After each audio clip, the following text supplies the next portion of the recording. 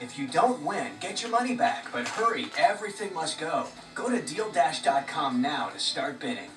In my first 4 months on Deal Dash, I won 104 auctions. And shipping is always free. Visit DealDash.com and start bidding today. House rule number 33. Coffee should come in one size. Mug. Stay grounded with the rich, bold taste of Maxwell House coffee. Always good to the last drop.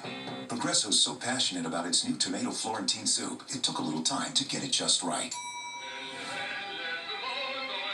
But finally, it happened. Perfection. At Progresso, we've got a passion for quality because you've got a passion for taste.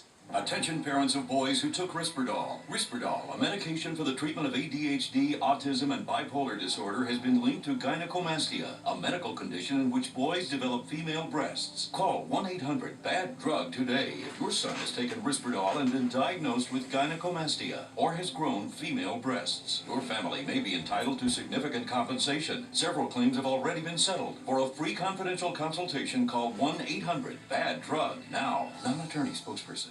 With the Smart Cash Card from Capital One, Boris earns unlimited rewards for his small business. Can I get the Smith contract, please?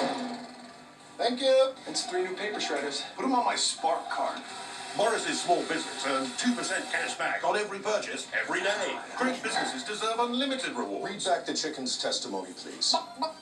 Get the Spark Business Card from Capital One and earn unlimited rewards. Choose 2% cash back or double miles on every purchase every day. Told you I'd get half. What's in your wallet? What Duluth Trading Wild Boar Mocks feel like. What Duluth Trading Wild Boar Mocks grip like.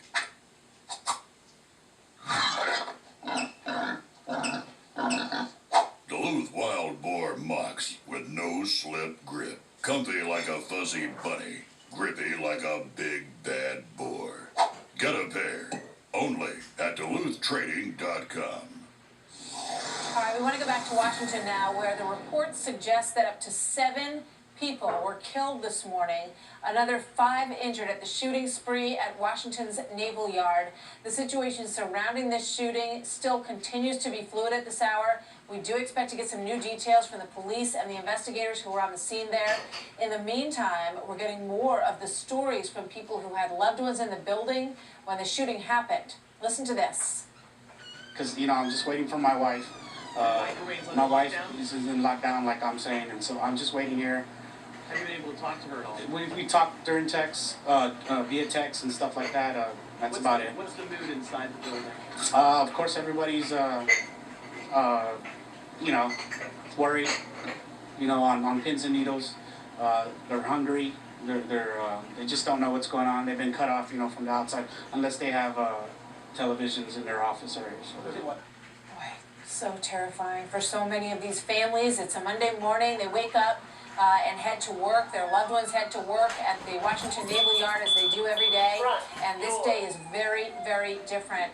You saw the terrified look on that woman's face as she spoke to her husband, and huge relief when she learned that he was okay. This gentleman was waiting to find out if his wife was going to be okay and make it out of there. They seem to be in some communication, which was a relief to him. But for at least 6 people, perhaps 7, they will never walk out of the Washington Naval Yard after what happened there this morning. The lone gunman, we believe, was killed in this case, and they do say that they continue to look for 2 other suspects. We're waiting for more clarity on whether or not that is ongoing, a search for more suspects, and we expect to get some more information coming out of that over the next several minutes or perhaps over the next hour. This is the scene this morning, which was just incredible. These chopper pilots landing on the top of the building, plucking people off the roof. It's believed that what happened was some of those who escaped from where they were working ran up to the roof, and that's where they were rescued. We know that the main part of the shooting appears to have happened on either the 3rd or 4th floor there in building 197 in that complex. And there's some of the video from the scene this morning as people nervously waited outside that building.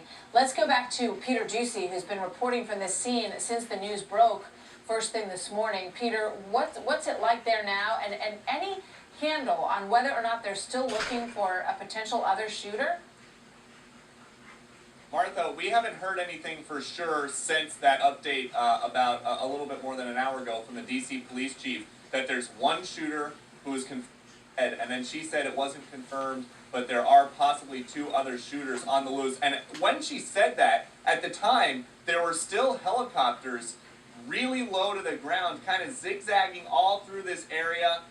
They were kind of zeroing in on some rooftops, it looked like, outside of the perimeter. At least that's where they were flying. There were a lot more police, but as the afternoon has gone on, and really every minute, we've seen now almost all of the fire trucks, at least the ones that we can see, have now departed, and something that is very sad, and we couldn't see exactly what was going on, but for the first time all day, we saw an ambulance pull up that was driving very slow, and it left very slowly. As opposed to this morning when things were still going on and the ambulances were speeding up and down this street and this street trying to get as close to the scene as possible to rescue people.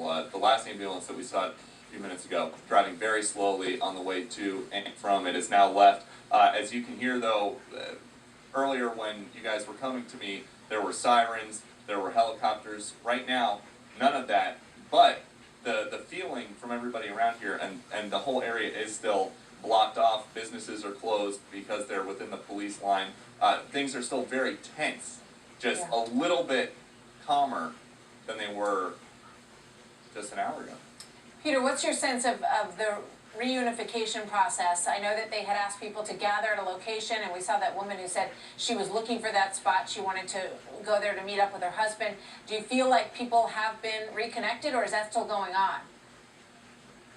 It's still going on as far as we know, Martha. My street corner here at 7th and L Southeast Washington is 1.5 miles from the U.S. Capitol Rotunda, from the Dome. And then just on the other side of these buildings, on the outside of the tall brick wall that surrounds the scene of the shooting, just on the other side of those buildings, near where the crane on the left is, that's where Nationals Park is. And Nationals Park is where one of those rendezvous points are. We've been hearing some of the sound from people who have been able to get in touch with their loved ones, and from some of the people who have actually been able to meet up with their loved ones. Obviously, not everybody today is going to be that lucky. It's if there are at least 6 people dead and several others shot, not everybody is going to have the opportunity to hug their loved one in the parking lot at Nationals Park. But as far as we know, and as far as the people who we have over there in that parking lot and heading over there, that is the process that's just going on, and we have no idea what the scene's going to be like later on this afternoon, because the Nationals, who are in a pennant race right now, are scheduled to have a game in about 5 hours and 10 minutes. That would obviously bring a lot more people to this area, and we don't know if authorities are going to want that just yet. Yeah, that's got to be a concern. Peter, thank you. We'll talk to you back in a few minutes from now. In the meantime, joining me now on the phone is Jessie Jane Duff. She's a 20-year veteran Marine Corps vet, a gunnery sergeant, experienced in base security. Good to have you with us this morning. Welcome. Thank you so much for having me. What is your take on this?